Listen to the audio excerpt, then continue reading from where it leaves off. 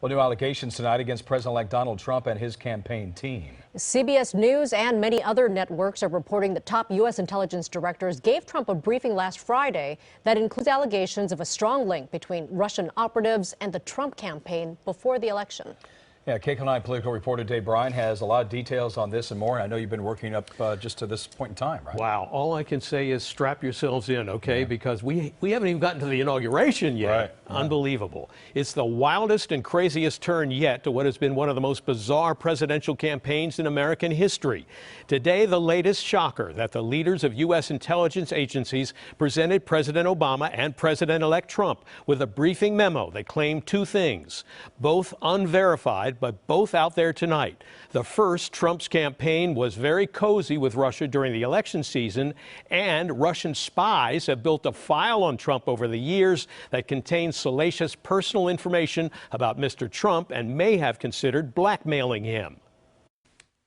Several government and intelligence officials told CBS News that Russia gathered potentially compromising information about President-elect Donald Trump, but chose not to disclose it during the 2016 campaign.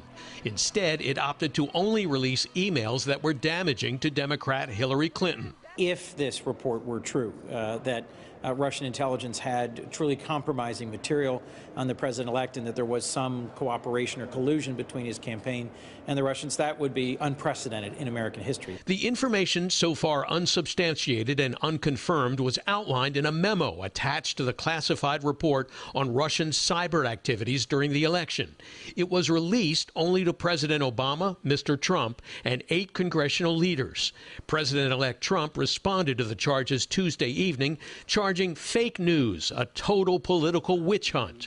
On late-night TV, senior Trump advisor Kellyanne Conway argued that even the FBI acknowledges the report has not been confirmed. Most importantly, it says that the FBI is trying to confirm it, so nothing's been confirmed. And I have to say, as an American citizen, regardless of your party or if you don't like politics at all, which are many Americans, we should be concerned that intelligence officials leak to the press and won't go and tell the president-elect or the president of the United States himself now, Mr. Obama, what the information is. They would rather go tell the press. But the report was the press report was about them going to the president. And it says that they never briefed him on it, that they appended two pages to the bottom of his intelligence report. I believe it said they did brief him on it.